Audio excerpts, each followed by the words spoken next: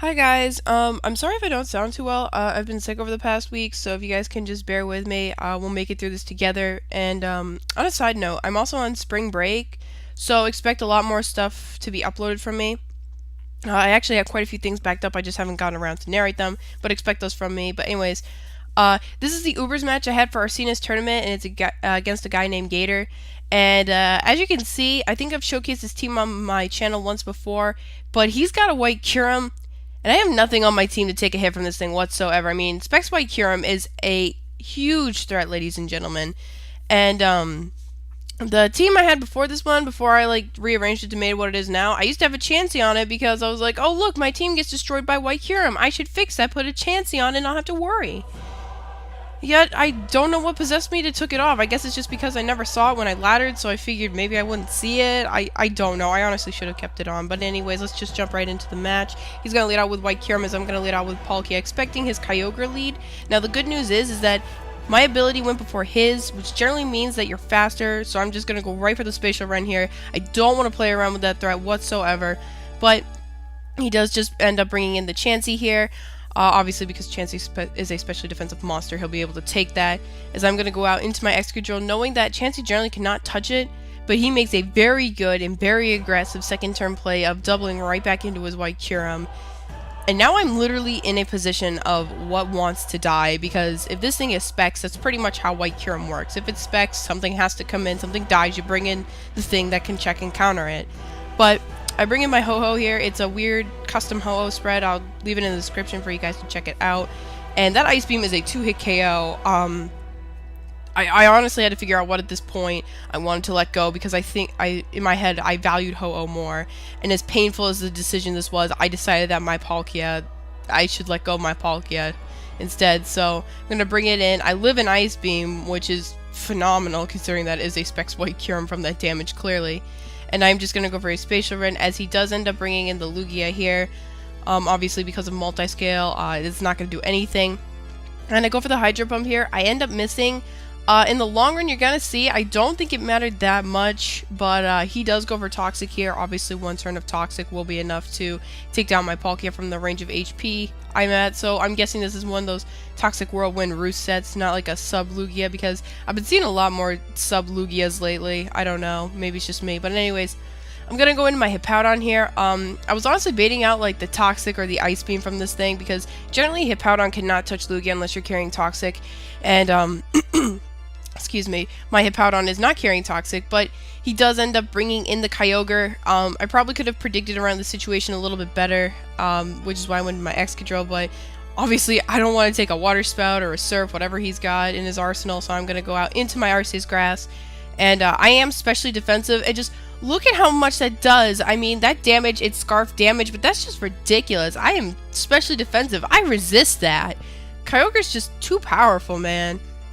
But, anyways, I know he's not going to want to stay in, locked in a Water Spout, knowing that I can recover, go for Judgment, so I'm going to double out into my Hippowdon, predicting the Chansey switch here, which I do end up getting correctly, and I'm just going to go for my Stealth Rocks here, because I honestly did not want that White Curum coming in for free, or that Lugia with its multi-scale intact.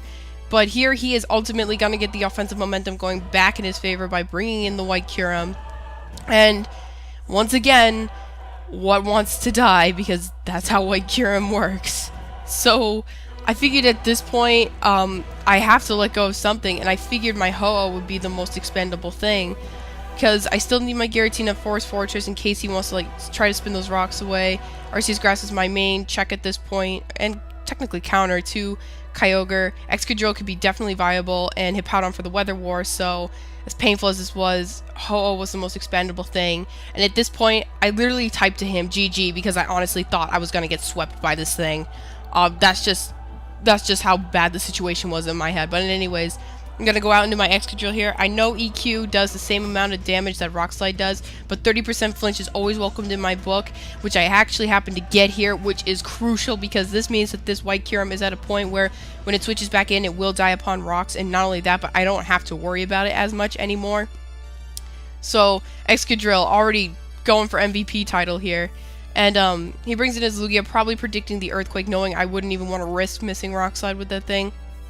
So here, I am just going to end up going for the Rock Slide here. I didn't want to go for SD or anything like that because I was predicting the Whirlwind, which he does end up going for here. And he actually Whirlwinds me out into the worst possible thing, which would be my Hippowdon, because, again, this Hippowdon cannot touch Lugia whatsoever. I'm carrying Stealth Rocks, Earthquake, Slack Off, and Whirlwind. That's the move. So I gotta switch out here. I am gonna go right into my Excadrill, again, knowing Lugia can't really touch Excadrill, as he does try to go for the Toxic here. And obviously, because I am a Steel type, I am immune to that, so I don't have to worry. So all's good right here. And right here is where that Hydro Pump miss may or may not have mattered, because I go for the Rock Slide here. I do get a flinch. Maybe depending how much Hydro Pump did, he might have roosted up, or if he went for roost that turn, it probably mattered, but again, that's open for debate, I guess. But he's gonna switch out. I don't know why he's switching out unless he's saving this stuff for Death Water for later, because it's gonna die also upon Rock's entry hazard. But anyways, in comes his Fortress here. From that damage, I'm guessing he's specially defensive, so instead of going into my Giratina to spin block, because I felt like that was way too obvious, I'm going to stay in here, set up an SD, knowing that specially defensive Fortress from that range is OHKO'd by my my Excadrill spread of Earthquake. So from that, he's going to go for Rocks. I'm going to be able to knock him out with an Earthquake, which is crucial, because this definitely secures that White Kyurem and that Lugia are definitely gone at this point, so that is fantastic. So pretty much all he has left is his Kyogre, his Arceus, and his Chansey.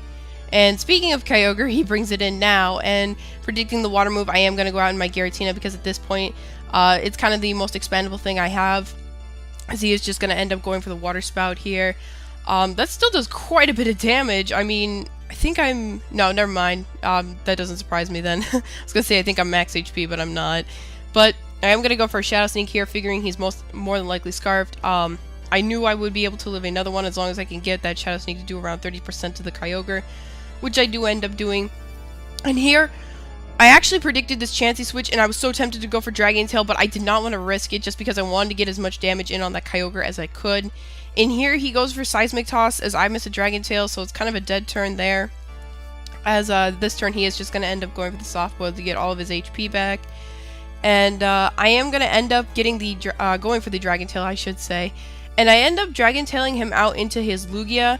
And honestly, I would have preferred anything but this thing and his White Kyurem, because essentially he just got like a free Death Water, so now he can safely bring in whatever he wants to bring in. In this case, he does choose to bring in his Kyogre.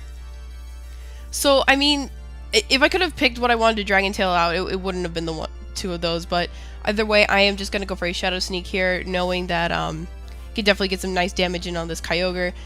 And that's basically it. I mean, Giratina had served its purpose at that point, so no point in salvaging it. But I'm going to go into my Excadrill. Because of my spread, I'm pretty sure I can take 2 Ice Beams from a Scarf Kyogre. I can't remember off the top of my head.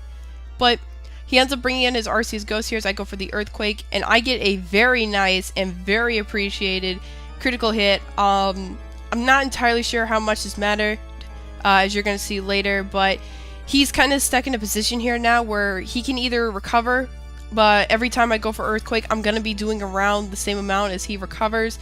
So it's kind of in vain just because I'm almost forcing him to attack because of that one crit I got. So it's right here. He does show Brick Break, which means he is a physical set. And the reason I'm not too concerned about it is because Hippowdon is incredibly bulky. I am physically defensive. And physically defensive Hippowdon, ladies and gentlemen, it's powerful. I mean, +4 E-Speed from an Arceus normal can't even take it out from full. So that's why I wasn't worried, because I could just Whirlwind it out and wall it if it really came down to it. But at any point, he brings in his Kyogre now. From the Rocks damage, I know I can safely bring in my Hippowdon, knowing at the end of the turn that he will die from the sand. So ultimately, in the end, and pretty late game, I do end up winning the Weather War here, as he is just going to end up going for the Ice Beam here. And I was actually rather surprised. My Hippowdon actually lives this. I just didn't think it would, because even though I am max HP, I mean, Hippowdon still has pretty crappy special defense. So, Hippowdon, yeah, tanking hits all day long. But ultimately, this is checkmate for him. All he's got left is this Chansey and this White Kyurem. White Kyurem dies upon Rocks, and Chansey can't do a whole lot. And I honestly don't know why I switched here. I honestly cannot tell you. I should have just foddered out my Hippowdon, brought in this thing, gone for a swords dance, this would have been so much quicker, but I honestly couldn't tell you why I switched this thing in, but point is that a couple of EQs will definitely be enough to take this thing out. And he's going to keep going for soft-boiled here, but because sand is racking up, because Chansey has Eviolite and not leftovers, which I'm not sure why he would run anyways. The sand is also withering him down, so ultimately he does have to end up going for a seismic toss here to finish me off. And then after an earthquake, he should be at a point where after EQ plus sand damage will put him in the KO range of a judgment from my Arceus Grass. So yeah, I guess this is pretty much it. He's gonna take me out with a seismic toss here, as again, like I said, I'm gonna bring in my Arceus Grass, because in the back of my mind I was also like really paranoid that that white Kyurem would live with like 1 HP, 2 HP, just because, I don't know, I was just really paranoid of that thing that whole match, because as soon as I saw it in the team preview, I was pretty much crying because I had nothing for it. I did not. But thankfully, paranoid or not, that white Kyurem is going to end up dying upon the rocks entry hazards, and that's going to be the match. So, great game, Gator. A little hacksy, yeah, but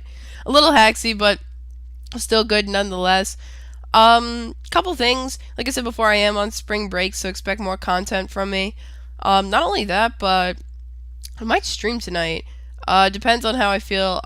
Yeah, as you guys can hear, I'm not feeling the best, but I might just stream, get a few VGC matches and whatnot, because it's like a month till VGC, give or take, for me, so I kind of actually want to start, like, practicing and such. But anyways, that's all, guys, and I will catch you guys later, so bye.